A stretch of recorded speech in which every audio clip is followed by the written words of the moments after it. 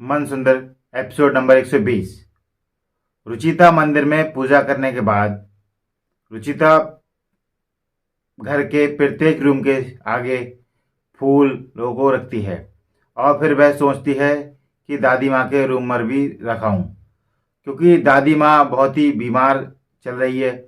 तो वहाँ पर जाती है रुचिता। तो रुचिता अमृता और दादी की कुछ बातों को सुन लेती है। तो रुचिता वहीं बाहर रुक जाती है।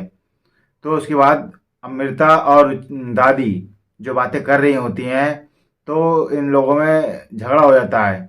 तो फिर अमृता वहां से निकल जाती है बाहर को। तो अमृता को बाहर आगे जाने के बाद लगता है कि रुचिता है उधर, वो बातें सुन रही है। तो वह पीछे को जाती है, तो वहां पर रुचिता नहीं दिखती है। रुचिता ने बाहर एक इस तरीके से दुपट्टा टांग रखा था कि जिससे लगे कि रुचिता बाहर है। तो वो उस दुपट्टे को देख लेती है। तो वह कहती ओ माय गॉड, बच गए आज तो, क्योंकि रुचिता बाहर है।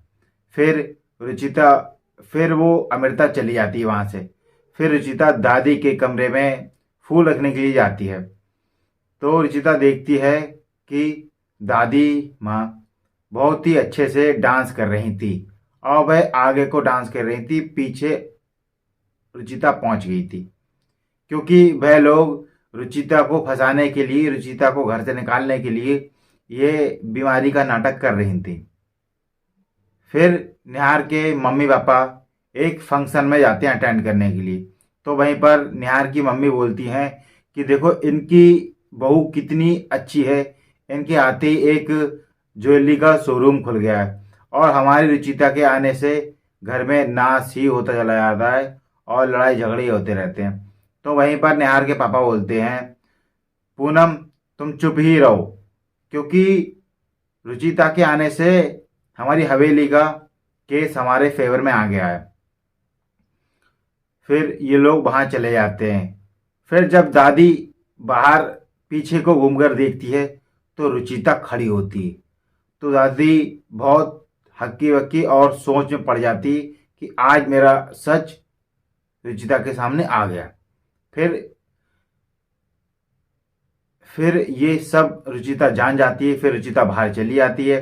फिर अमृता आती है। अमृता और फिर दादी बातें करते हैं। दादी कहती है कि आज हम दोनों लोगों की चोरी पकड़ गई है और रुचिता को सारी बात पता चल गई है कि मैं नाटक कर रही हूँ बीमार होने का। फिर अमृता कहती है कि दादी आप टेंशन ना लो, मैं आपकी सारी बात अपने सर ले लूंगी और मैं रुचिता से बात करती हूँ जाके। फिर वो चली जाती है रुचिता से बात करने के लिए।